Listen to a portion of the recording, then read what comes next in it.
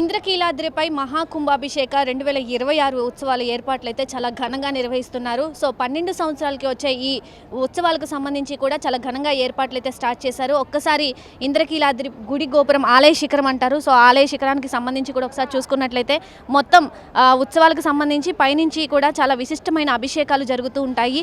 చాలా నదుల నుండి, ఉపనదుల నుండి, అలాగే సముద్రాల నుండి తీసుకొచ్చిన ఆ యొక్క నీటిని పైనుంచి మొత్తం ఆ జలాలతో కూడా అమ్మవారికి ఆ కలశాభిషేకం చేస్తూ ఉంటారు. సో ఎప్పుడు 12 సంవత్సరాల లోపు కూడా ఎటువంటి తప్పొప్పులు జరిగినా కానీ, ఎటువంటి చెడు ఇది జరిగినా కానీ అదంతా కూడా ఒక్కసారిగా పోయేలాగా కూడా ఈ అభిషేకాలు 12 సంవత్సరాలకు ఒకసారి కూడా నిర్వహిస్తుంటారు. సో ఆ ఏర్పాట్లు అయితే చాలా ఘనంగా నిర్వహిస్తున్నారు. అలాగే మనం చూసుకోవచ్చు గుడి గోపురానికి సంబంధించి కూడా స్టెప్స్ కానీ మొత్తం ఏర్పాట్లన్నీ కూడా కంప్లీట్గా మొత్తం ఏర్పాట్లు అయితే చేస్తూ ఉన్నారు. సో దీనికి సంబంధించి సీఎం చంద్రబాబు నాయుడు కూడా ఇప్పటికే ఆహ్వానించడం జరిగింది. ఆయన కూడా ఈ ఆలయానికి సంబంధించి కూడా వచ్చి దానికి ఈ యొక్క అభిషేకాల్లో కూడా పాల్గొనే అవకాశం కూడా ఉన్నట్టు కూడా చెప్తున్నారు. దానికి సంబంధించి కూడా ఇప్పటికే భారీ బందోబస్తు కూడా గుడి చుట్టూ కూడా ఏర్పాట్లు చేయాలని చెప్పి కూడా ఆలయ అధికారులు ఎప్పటికప్పుడు కూడా ఇక్కడికి వచ్చి చూస్తూ ఉన్నారు. మొత్తం కూడా ఒక్కసారి మనం పైనుంచి కూడా అభిషేకాలు అయితే ఆలయ శిఖరం నుంచి కూడా పైనుంచి అభిషేకాలు అయితే కిందకి పోస్తూ ఉంటారు. సో మొత్తం కూడా ఆలయ సంప్రోక్షణ కూడా జరుగుతూ ఉంటుంది.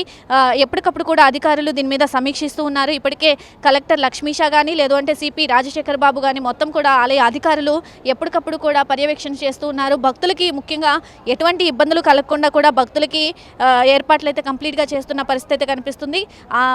క్యూ లైన్లు కూడా ఎక్కువ ఏర్పాట్లు చేశారు. ఎందుకంటే 12 సంవత్సరాలకు ఒకసారి వస్తుంది కాబట్టి ఇంకా భక్తులు ఎక్కువ వచ్చే అవకాశం ఉంది. దసరా ఎలా అయితే చేశారో అంతకు మించి కూడా చేయాలని చెప్పి కూడా ఉత్సవ ఏర్పాట్లు అయితే చాలా ఘనంగా నిర్వహిస్తున్నారు. అలాగే క్యూ లైన్లు కూడా ఎక్కువ ఏర్పాట్లు చేశారు. క్యూ లైన్లో కూడా భక్తులకి పాలు కానీ అలాగే నీళ్లు కానీ మొత్తం కూడా ఏర్పాట్లు చేయాలని చెప్పి కూడా ఇప్పటికే దాని మీద వర్క్ జరుగుతుంది. అలాగే ఆలయ క్యూ లైన్లు కూడా మరిన్ని పెంచే అవకాశాలు ఉన్నాయి. ఓంకారం దగ్గర నుంచి కూడా ఇప్పుడు ఎండాకాలం స్టార్ట్ అవుతుంది కాబట్టి దానికి సంబంధించి కూడా ఎండ కలగకుండా ఉండడానికి పైనుంచి కూడా టెంట్లు వేసే విధంగా కూడా ఏర్పాట్లు చేస్తున్నారు. సో భక్తుల సౌకర్యార్థం కూడా చూసుకొని ఎక్కడికక్కడ ఇబ్బందులు లేకుండా ఏర్పాట్లు అయితే కంప్లీట్గా చేస్తున్న పరిస్థితి కనిపిస్తుంది.